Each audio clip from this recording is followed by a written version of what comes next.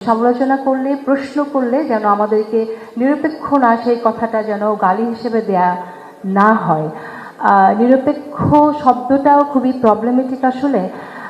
নিরপেক্ষ বলতে কে কি বোঝায় আমি জানি না, তার পক্ষপাতিত্ব প্রত্যেকটা মানুষেরই থাকে, কিন্তু সংবাদকর্মীদের এথিক্যাল জার্নালিজম যারা করেন তাদের এই পক্ষপাতিত্ব থাকা উচিত টুয়ার্ডস পিপল, সাধারণ মানুষের পক্ষে। তো আমরা যেন সাধারণ মানুষের পক্ষে থাকবো, আমরাও যেন সবসময় থাকি, এবং এটা যেন যারাই ক্ষমতায় যায়, আমরা যদি বিএনপি বিজয়ী হয়ে যদি রাষ্ট্র পরিচালনার দায়িত্ব পায়, বিএনপিও যেন মাথায় রাখে যে আমরা মানুষের পক্ষে প্রশ্নগুলো জারি রাখবো।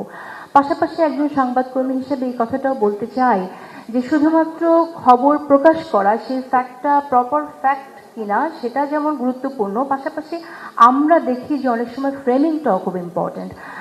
ফ্রেমিংটা কিভাবে করা হচ্ছে সেটাও খুব ইম্পর্টেন্ট। আমরা অতীতে দেখেছি যে ফ্রেমিং কিভাবে প্রভাবিত করেছে।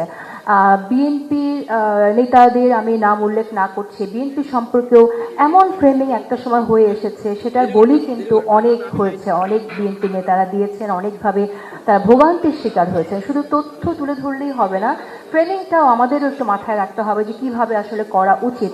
আমি একটা ছোট্ট উদাহরণ দিই। আজকে পত্রিকাগুলো দেখছিলাম, লক্ষ্মীপুরে একটি বাচ্চাকে তালা বন্ধ করে তাকে হত্যা করা হয়েছে, পুড়িয়ে মেরে ফেলা হয়েছে। সেই নিউজটা কিন্তু সেইভাবে আমি ট্রিটমেন্ট কিন্তু আমি পত্রিকায় দেখি নাই। কেন? কারণ এইটা এই জন্য যে তার হত্যার, এই পুড়িয়ে মারার হত্যার বিচার চেয়ে কেউ নির্বাচন পেছানোর কথা বলছে না। এখন যদি এটা মিছিল হতো, বলতো হত্যার বিচার না হলে নির্বাচন হবে না, তাহলে সেটা হয়তো সেরকম একটা ট্রিটমেন্ট পেত।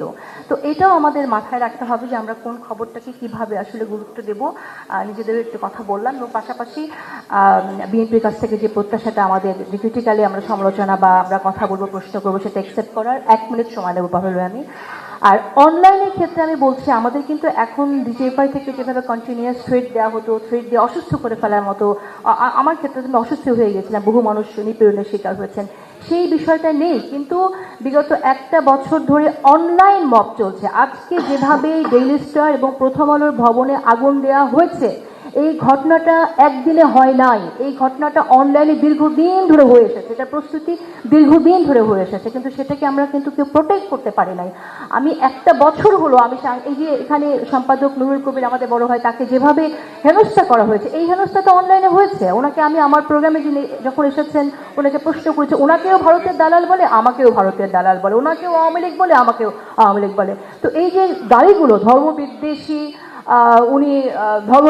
উনিও ভারতের দালাল, এই যে কথাগুলো বলা হচ্ছে, তো দীর্ঘদিন ধরে অনলাইন মব হচ্ছে। এখন তো আমি আতঙ্কিত যে কখন কোথায় কোন মবের মুখে আমরা পড়বো। তো এই যে ভয়ের সংস্কৃতির মধ্যে আমরা পড়ে গেছে, এখানে বিএনপির একটা গুরুত্বপূর্ণ রোল আছে। আমি এটা একটু বলে যেতে চাই, এই রোলটা আপনাদের প্লে করতে হবে। আমরা চাই না যে আপনি কেউ খারাপ বলে আপনারা খারাপ হবেন। একজন মানুষ গালি দিচ্ছে বলে আপনি তাদের পক্ষের কাউকে গালি দিচ্ছেন, সেটাতে কোনো আমাদের লাভ হলো না। আমাদের দরকার একটু ভয় মুক্তভাবে আমাদের কাজটা যাতে করে যেতে পারি, সেরকম একটা পরিবেশ। সেই পরিবেশটা সৃষ্টির জন্য আপনারা কি করছেন? আপনারা অন্যের খারাপটা অনুসরণ না করে বরং আমরা যারা কাজ করছি আমাদেরকে প্রোটেক্ট করেন। আপনারা বরং ক্ষমতায় আসলে একটা ভার্চুয়াল একটা সিকিউরিটি ফোর্স করেন। আপনারা সেখান থেকে আপনার যেভাবে ট্যুরিস্ট ফোর্স আছে, সেরকম একটা ভার্চুয়াল সিকিউরিটি ফোর্স আপনারা দেখেন আমাদেরকে কারা হেনস্থার শিকার করছে, কিভাবে আমাদেরকে এই সেফগার্ডটা দেওয়া যায়, সেটা আপনাদের কাছে আমাদের একটা দাবি থাকবে। ধন্যবাদ।